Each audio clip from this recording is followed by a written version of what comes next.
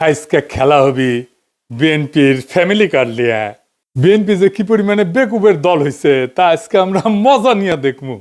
হাঙ্কেরও তো পপকর্ন কেনার পয়সা নাই, মুড়ির টিন নিয়ে বসেন, যান যান যান তাড়াতাড়ি নিয়ে আসেন।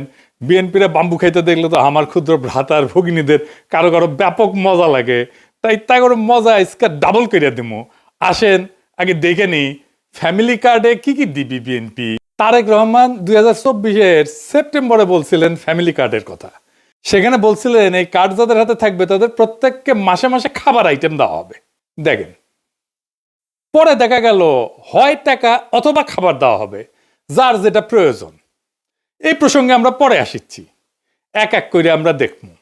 তো কি দেওয়া হবে? তাহলে ফ্যামিলি কার্ডের আওতায় প্রত্যেকটা পরিবার মাসে 2000 থেকে 2500 টাকা অথবা সমমূল্যের খাদ্য সহায়তা পাবে। তবে খাদ্য সহায়তা কি পাবে সেটার ব্যাপারে বিএনপির নেতাদের বক্তব্য আছে, আমরা ওইটা দেখব। আমরা ওইটা দেখে খাবারের হিসাবটা করে নেব। এই সহায়তার নগদ অর্থ হিসেবে অথবা নির্দিষ্ট খাদ্যপণ্য যেমন চাল, আটা, ডাল, ভোজ্য তেল এটা হিসাবে দেওয়া হয়ে যেতে পারে। তো আমরা এই যে এটার একটা হিসাব কেজি ধরে করে দিছে এক বিএনপির নেতা, আমরা সেটা দেখেই হিসাব করব। এতে একটা পরিবারের খাদ্য চাহিদার একটা বড় অংশ নিশ্চিত হবে বলে তারা মনে করে আর কি। টাকাটা আসবে কিভাবে? ওইখানে বলা হয়েছে যে বর্তমান রাজস্ব এবং ব্যয়ের কাঠামোর মধ্যে বরাদ্দ এবং ব্যয় ব্যবস্থাপনা দক্ষতা বাড়ায়, দুর্নীতি অপচয় কমানোর মাধ্যমে প্রয়োজনীয় রাজস্ব সাশ্রয় সৃষ্টি করিয়া এটার বরাদ্দ করা হবে। এটা বিএনপির তারেক রহমানের উপদেষ্টারই লেখা, এটা দেখেছেন। তো কাদের দেওয়া হবে এই ফ্যামিলি কার্ড? সবাই পাবে, এটা সার্বজনীন, মানে দেশের সবাই, এমনকি সেটা যদি প্রাইম মিনিস্টারের বউ হয় সেও পাবে। মানে কার্ড তো নারীদেরকে দেওয়া হবে, সেই জন্য বলছে যে প্রাইম মিনিস্টারের বউ যদি হয় তাহলে সেও পাবে। এই হইতেছে বিএনপির ফ্যামিলি কার্ডের মোটা দাগে প্রকল্প। এটা তাদের প্রধান নির্বাচনী ক্যাম্পেইন, মানে এটা দিয়ে তারা ইলেকশনে উতরায় যাবে বলে আশা করতেছে। আর উতরাইতে পারবে কিনা সেটা আল্লাহ জানে। যাই হোক, তো আসেন বিএনপির কেমন প্রিপারেশন নিচ্ছে সেটা দেখি। আগের এপিসোডে দেখেছেন তো বিএনপির স্বাস্থ্য নিয়ে যে পরিকল্পনা, সেটা জয় বাংলা করা হয়েছে। একে একে সব পরিকল্পনা জয় বাংলা করে দেওয়া হবে, চিন্তা করেন না। আসেন একে একে শুরু করি। ভালচুন বিএনপির ফ্যামিলি কার্ডের ধাপ্পাবাজি। রাষ্ট্রের কাজ ভিক্ষা দেওয়া না, রাষ্ট্রের কাজ দয়া দেখানো না।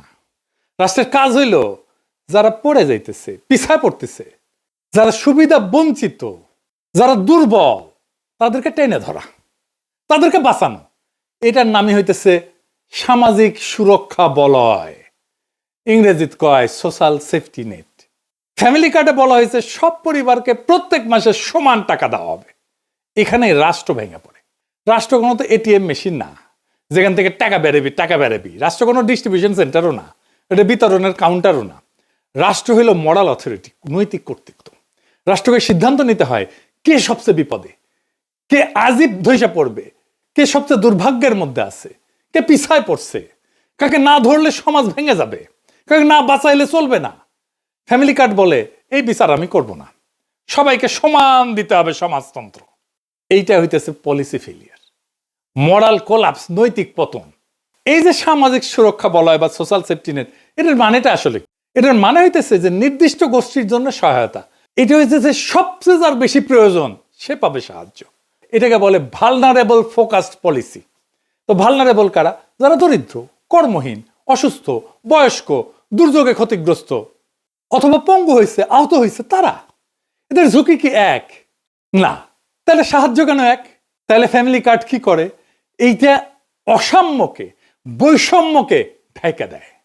এটা রাষ্ট্র দায়িত্বকে হালকা কইরা দেয়। সবাইকে সমান দিলে তো শক্তরা টিকে যাবে, দুর্বলেরা চুপচাপ পড়ে যাবে। এটা হইতেছে প্রশাসনিক কাপুরুষতা। কারণ প্রশাসন বা রাষ্ট্র বা সরকার এইটা দায়িত্ব নিতে চায় না, নৈতিক কর্তৃত্বের দায়িত্ব নিতে চায় না। যে সবচেয়ে দুর্বল তাকে চিহ্নিত করে তাকে সাহায্য করতে চায় না। ধরেন দুইজন মানুষ, একজনের পা ভাঙা আর একজন দৌড়ায়। তো রাষ্ট্র যদি দুইজনকে সমান জুতা দেয়, এটা কি সাম্য হইল? এটা তো বৈষম্য, এটা তো জাস্টিস না, এটা তো ন্যায় বিচার না, এটা ইনসাফ না। এই যে তিনজন দেখেন, এই ছবিটা দেখেন, বিখ্যাত ছবি, আপনারা দেখছেন, তিনজন খেলা দেখিচ্ছে, তাই না? তিনজনের পায়ের নিচে একই সমানের বাক্স দিলে তৃতীয় জন খেলা দেখতে পারবে না। প্রথম জনের পায়ের নিচে তো বাক্সের দরকার ছিল না, ছিল কি? ও তো এমনি দেখতে পাচ্ছে। আর তৃতীয় জনের পায়ের নিচে, মানে বাচ্চাটার পায়ের নিচে দুইটা বাক্স দরকার ছিল। এটাই জাস্টিস। দ্বিতীয় জনের পায়ের নিচে একটা বাক্স, এটাই জাস্টিস। এটাই রাষ্ট্র করে। ফ্যামিলি কার্ড ঠিক এই অন্যায়টাই করে, তিনজনের পায়ের নিচে সমান বাক্স দিছে। তাইলে এই ফ্যামিলি কার্ড চালু হইলে যারা সবচেয়ে দুর্দশাগ্রস্ত, যাদের সবচেয়ে জরুরি প্রয়োজন, সেই মানুষ অদৃশ্য হয়ে যাবে। তারা কাগজে থাকবে, বাজেটে থাকবে, কিন্তু বাস্তবে থাকবে না। টাকা সবার মধ্যে সমানভাবে ছড়ায় পড়বে। তাহলে টাকার প্রভাব শূন্য হয়ে যাবে। টাকা তাহলে কাকে সাহায্য করতেছে? এই যে পুঁজিবাদী সমাজ, এটার তো সমস্যা হচ্ছে যে টাকা মাঝে মাঝে কিছু সেন্টারে জমা হয়ে যায়, কনসেন্ট্রেটেড হয়, কেন্দ্রীভূত হয়ে যায় কিছু মানুষের হাতে। সেটা যেন রিডিস্ট্রিবিউট করতে, পুনর্বন্টন করতে হয়, রিডিস্ট্রিবিউট করতে হয়। দেখছেন না, ইসলামে জাকাতের ব্যবস্থা আছে, প্রত্যেক বছর এইটা বন্টিত হয়। যার কাছে বেশি টাকা, তাকে দরিদ্র মানুষের মধ্যে বিলাই দিতে হবে। রাষ্ট্রের কাজ সবাইকে খুশি করা না, রাষ্ট্রের কাজ সবচেয়ে দুর্বলদেরকে বাঁচানো। যে সবাইকে সমান করে দেয়, সে আসলে ঘোষণা করে আমি দুর্বলদের দায়িত্ব নিতে চাই না। সেই জন্যই বিএনপির ফ্যামিলি কার্ড এইটা দুর্বলদের বাঁচাবে না, দুর্বলদের দায়িত্ব নিতে চাইতেছে না সে। এটা মানবিক না, এটা রাষ্ট্রের দায়িত্ব থেকে পরিকল্পিত পলায়ন। এবার আসেন আমরা আরেকটা জিনিস দেখি। বিএনপি বলতেছে যে বাসার কর্ত্রী বা head of the house hold নারী, তাকে দেওয়া হবে। Head of the house hold বলতে কি বুঝাইতেছে? মানে পরিবারের গৃহকর্ত্রী আর কি, এই নারীর নামে। ইংরেজিতে লিখছে woman head of house hold. এনে প্রথম সমস্যা হইতেছে পরিবারের সংজ্ঞা কি, কে এটা সংজ্ঞায়িত করবে? আমাদের সমাজে যৌথ পরিবার আছে এবং ছোট পরিবার আছে, যেটাকে নিউক্লিয়ার পরিবার বলা হয়, একই সাথে চলে। যে নারী, সে নারী তো কারো মা, সে একই সাথে কারো মেয়ে, কারো স্ত্রী, কারো শাশুড়ি, কারো পুত্রবধূ, কারো বোন। তাকে কোন পরিবারের অন্তর্ভুক্ত করা হবে? পরিবারের কোনো সংজ্ঞা বানানো তো সম্ভব না। এটা একটা ইমোশনাল অ্যাটাচমেন্ট। একটা পরিবারে কে কে থাকবে, কোন কোন সম্পর্ক থাকবে, কতদূর রক্ত সম্পর্ক পর্যন্ত পরিবারের ভিতরে থাকবে, তো এসব তো রাষ্ট্র বা সরকারি আমলারা এটা সংজ্ঞায়িত করে দিতে পারে না, বলে দিতে পারে না, ডিকটেট করে দিতে পারে না। এক এক পরিবার এক এক রকম হবে। দেখবেন কোন পরিবারে শাশুড়ি আছে, কোন পরিবারে মা আছে, কোন পরিবারে ভাই আছে, কোন পরিবারে বোন আছে। এই একটা ইস্যুতে তো ব্যাপক কারচুপি, দুর্নীতি হবে। একটা পরিবারের সব মেয়ে প্রত্যেকের নিজের নামে কার্ড বানাবে, এটা হবে। আমি কয়ে দিতেছি, লিখে দিতে পারেন।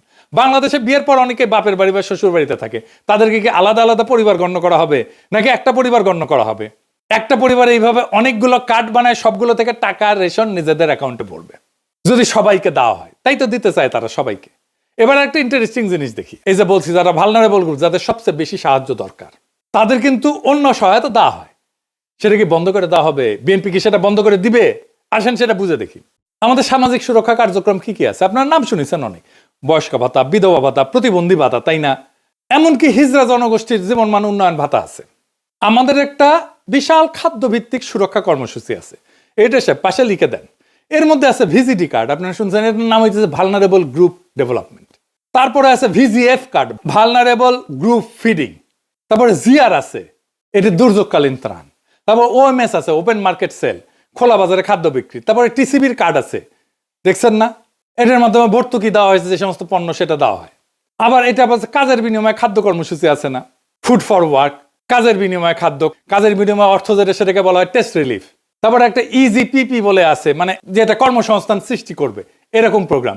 অতি দরিদ্রদের জন্য কর্মসংস্থান কর্মসূচি।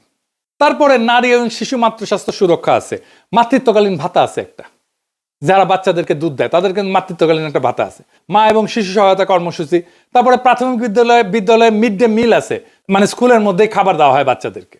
শিক্ষাভিত্তিক সুরক্ষা আছে, মানে প্রাথমিক এবং মাধ্যমিক স্তরে উপবৃত্তি আছে, মাদ্রাসা শিক্ষাদের উপবৃত্তি আছে, এবং বিশেষ এবং প্রান্তিক জনগোষ্ঠীর জন্য কর্মসূচি আছে। খুব চমৎকার চমৎকার কর্মসূচি আছে। যেমন ধরেন চা বাগান শ্রমিকদের সহায়তা কর্মসূচি আছে। চা বাগান শ্রমিকরা কিন্তু খুবই দরিদ্র, অতি দরিদ্র। তাদের যে জীবনের যে কি কষ্ট আপনারা চিন্তাও করতে পারবেন। তারপরে ধরেন বেদেদের জন্য, জেলেদের জন্য, হাওড় এবং চরাঞ্চলের জনগোষ্ঠীর জন্য আলাদা আলাদা ভাতা আছে। ক্ষুদ্র নৃগোষ্ঠীর জন্য উন্নয়ন কর্মসূচি আছে। তারপরে ধরেন বন্যা হইল, সেখানে দুর্যোগ, জলবায়ু ঝুঁকি ব্যবস্থাপনা, এইটার জন্য আবার আলাদা সহায়তা আছে। খরার জন্য সহায়তা আছে।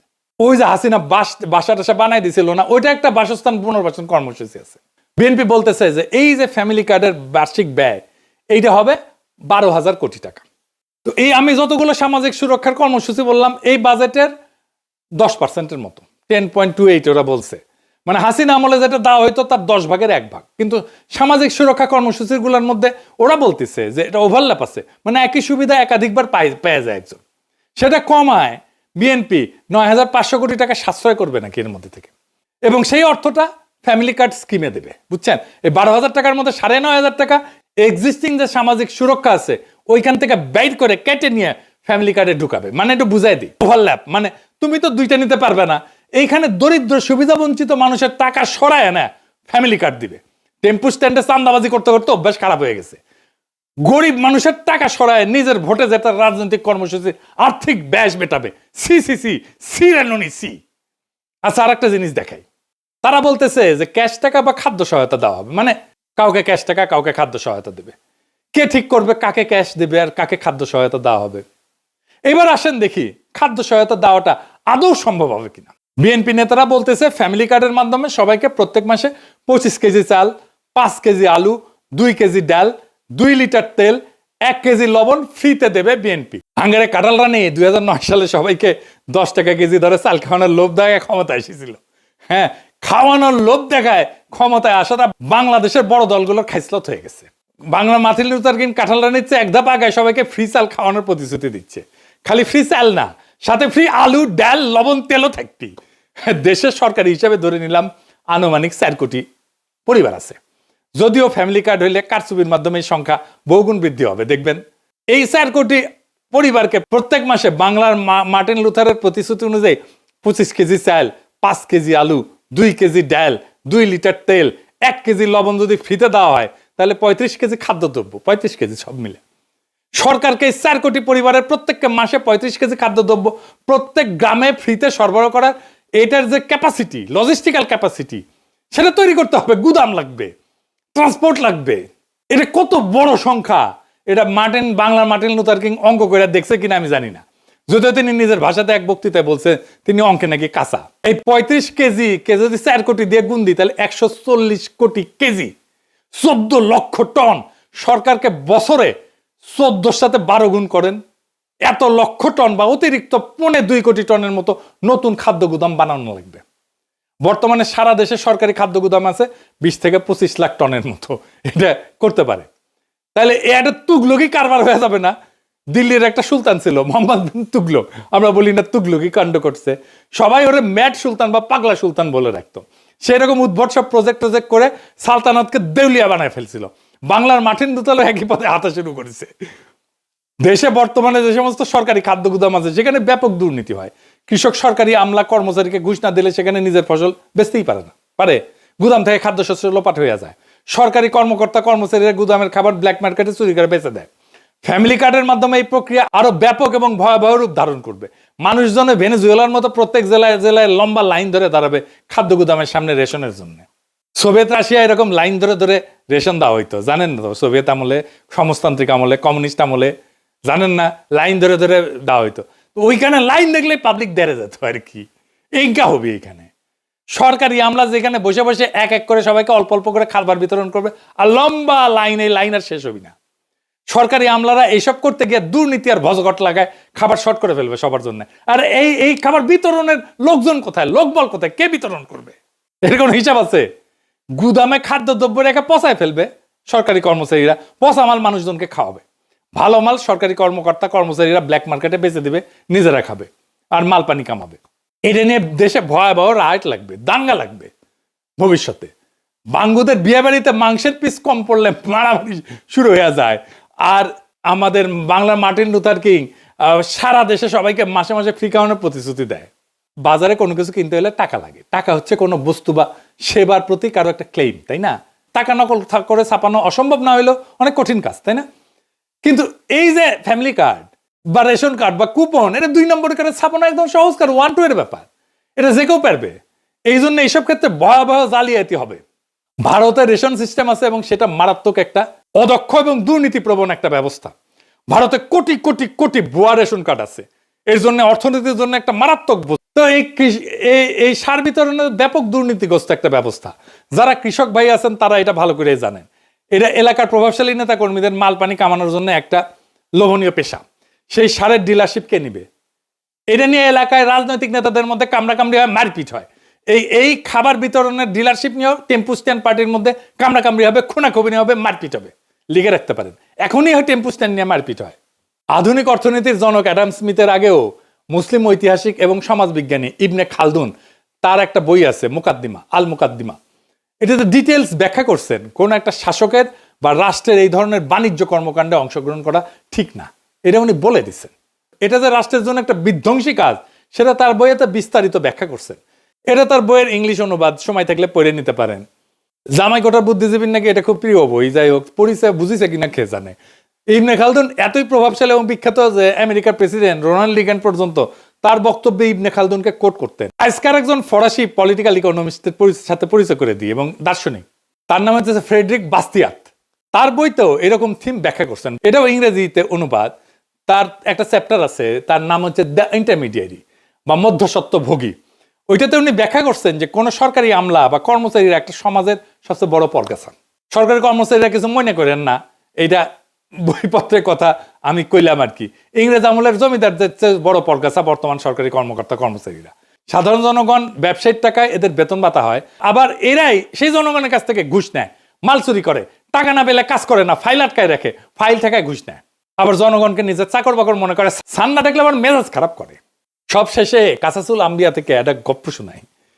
হযরত সুলাইমান রাদিয়াল্লাহু আনহু নিজেকে অনেক ক্ষমতাধর ধনী বাদশা মনে কইরা একবার ঠিক করছিলেন তিনি আল্লাহর সৃষ্টি পৃথিবীর সকল জীবকে একবেলা খাবার খাওয়াবেন। এটার জন্য বিশাল রান্নার আয়োজন করলেন, ব্যাপক রান্না টান্না শেষ করে পরিবেশন করে সবাইকে দাওয়াত করছেন। ওই সময় সাগর থেকে একটা তিমি মাছ উঠে আসে, সেই তিমি মাছ উঠে এসে পুরা রান্না করে খাবার একাই খেয়ে শেষ করে ফেলে এবং বলে যে এটা তার মাত্র এক বেলার খাবার। এই গল্পের মূল শিক্ষা হচ্ছে হযরত সুলাইমান যত ক্ষমতাধর বাদশাহী হোক না কেন, আল্লাহর সৃষ্টি সকল প্রাণীর রিজিকের ব্যবস্থা করা তার সাধ্যের বাইরে। আল্লাহ তাআলা পৃথিবীর শত শত কোটি কোটি প্রাণীর রিজিকের ব্যবস্থা করেন কোনো সমস্যা ছাড়াই। কোন মানব শাসক যদি নিজেকে গড কমপ্লেক্সে ভোগা শুরু করে সিদ্ধান্ত নেয় সে কোটি কোটি মানুষকে বিনামূল্যে মাসে মাসে ফ্রিতে চাল ডাল আলু লবণ তেল এইসব খাবার খাওয়াবে, সেটা হইলে তার জন্য জীবনে সামনে বড় হোঁচট অপেক্ষা করা, আছাড়ের অপেক্ষা করতেছে। এবার আসেন আরো দুইটা গুরুত্বপূর্ণ পয়েন্ট, বাজেট আর কাকে দেওয়া হবে এটা নিয়ে আলাপ করি। বিএনপি বলছে যে প্রথম 50 লাখ পরিবারকে দিবে, ভালো কথা। বিশ্বব্যাংক বলতেছে যে 2025 সালের শেষে বাংলাদেশে অতি দরিদ্র মানুষের সংখ্যা হইতে পারে 1,58,00,000-এর মতো, আর দরিদ্র মানুষের সংখ্যা হবে 3,90,00,000-এর মতো। সো আমরা তো এই অতি দরিদ্র এবং দরিদ্র মানুষদেরকে তো সাহায্যটা দিব, তাই না? তাইলে এই মোট দরিদ্র এবং অতি দরিদ্র মানুষের সংখ্যা কত? 5,48,00,000 জন। সো বাংলাদেশে গড় পরিবারের সদস্য সংখ্যা সাধারণত ধরা হয় 4.3 থেকে 4.5 জন প্রত্যেক পরিবারে। এটা বাংলাদেশের সরকারি হিসাব এবং আন্তর্জাতিক সংস্থা এটা ব্যবহার করে। আমি মাঝামাঝি ধরে নিচ্ছি 4.5 জন পরিবারের হিসাব। তাহলে 5,48,00,000 এটাকে যদি 4.5 দিয়ে ভাগ করি তাহলে 1,22,00,000 পরিবার হইতেছে দরিদ্র এবং অতি দরিদ্র পরিবার। এর মধ্যে মাত্র 50 লাখকে কে নির্বাচন করবে, কিভাবে করবে, কোন ক্রাইটেরিয়া করবে? এবার আসেন বাজেটের প্রশ্ন। এত বিরাট প্রকল্পের খরচ সরকার কই থেকে যোগান দেবে? আর যদি তারা বলে যে আগে যেটা সামাজিক সুরক্ষা কর্মসূচি ছিল সেইটার বাইরে এটা নতুন, তাহলে এত বিরাট প্রকল্পের খরচ সরকার কই থেকে দিবে? বাংলাদেশ সরকারের বাজেট অলরেডি ওভার এক্সস্টেড। সরকারি বাজেট ডকুমেন্ট যা পড়ার শিক্ষা রাখে সে পড়লে বুঝবে সরকারের রাজস্ব এর চাইতে খরচ অনেক বেশি। এছাড়া সামনে অনেক হাসিনার রেখা যাওয়া ঋণের ইনস্টলমেন্ট শোধ করার টাইম হয়ে আসতেছে, শোধ করা শুরু হবে এই 2026 থেকে। এরপর যদি আবার বাংলার মার্টিন লুথার কিং এই সমস্ত দুর্গোগী পরিকল্পনা নিয়ে আসে তাহলে সরকার কেবলমাত্র একভাবে এটাকে ফাইন্যান্স করতে পারবে, সেটা হইতেছে সরকারিভাবে টাকা চাপানো। এইটা হইলে যে ভয়াবহ মুদ্রাস্ফীতি হবে, বাংলাদেশ পুরা রবার্ট মুগাবের জিম্বাবুয়েতে পরিণত হয়ে যাবে। তো বিএনপির সব কয়টা নির্বাচনী প্রতিশ্রুতির এইভাবে ফর্দাফাই করে দেওয়া হবে। ওরা জানে বাঘে ছিলে 18 গা, পুলিশে ছিলে 36 গা, আর পিনাকি ছিলে জয় বাংলা।